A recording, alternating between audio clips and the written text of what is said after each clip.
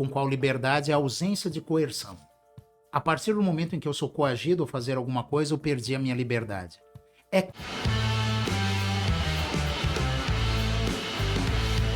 Doutor, nessa dinâmica que nem você comentou do mercado, né? Que o mercado determina as regras e você tem que agregar valor para poder ser bem sucedido.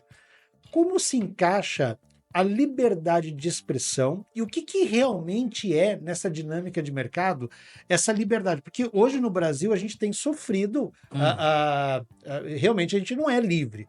As pessoas têm medo, muitas vezes, de falar o nome desse ou daquela pessoa, porque elas temem ser censurados. Mas vamos definir aqui, né? E ninguém melhor do que um liberal para poder definir isso.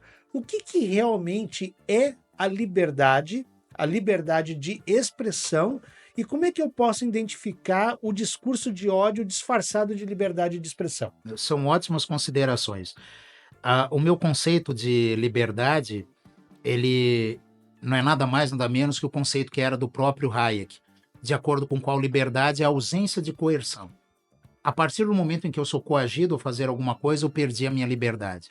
É claro que, em maior ou menor medida, todos nós sofremos coerções, algumas delas justas, para permitir a vida em sociedade de forma civilizada.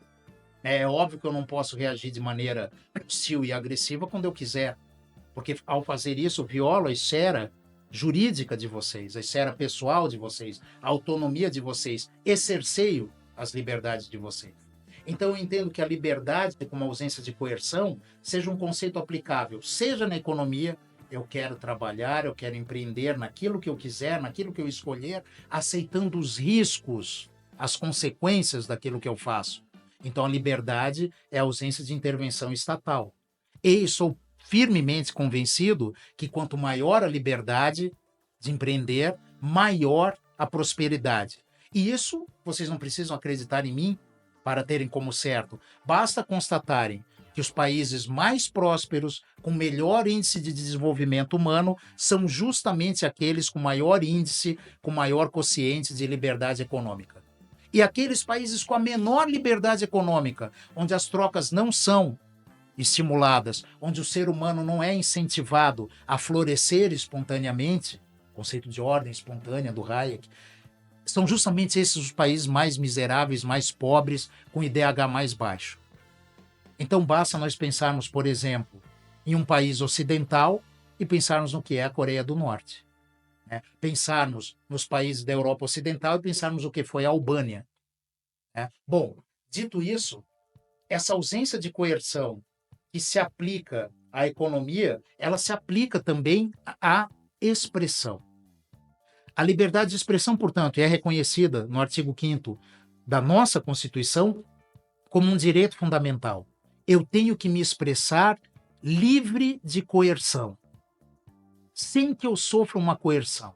Tá, mas isso não tem temperamentos? O direito traz alguns temperamentos. Por exemplo, nós temos injúria, calúnia e difamação, que são considerados crimes. Eu acredito que a injúria, que é o mero xingamento, vitupério, ela não deveria ser crime. Ela demonstra, quando muito, o primitivismo, a grosseria, a brutalidade daquele que xinga. Mas não deveria ocasionar a caracterização de um crime. Mas a calúnia e a difamação são diferentes, porque existe uma ofensa, ou uma ofensa objetiva, ou ainda a imputação de um crime falsamente cometido. E isso não é aceitável. Eu não posso dizer que o Felice ou o Alessandro cometeram um determinado crime, quando eu sei que não o fizeram. Porque ao fazer isso eu também estou prejudicando a liberdade de vocês. Existe liberdade de expressão, é óbvio, mas se nós três tivermos um software e estivermos prestes a dar uma grande sacada e precisarmos de segredo, é claro que qualquer um de nós sócios vai tentar inibir que o outro divulgue o nosso plano de negócios. Isso faz parte da vida.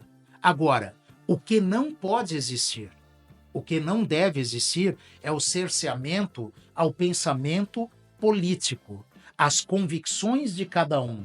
Porque, Luciano e Alessandro, de nada adianta eu ter uma convicção se eu não posso externá-la. De nada adianta eu ter uma convicção se eu não posso pô-la no papel. De nada adianta eu ter uma convicção se eu não puder divulgá-la, seja oralmente, como estamos fazendo aqui, seja nas minhas redes sociais.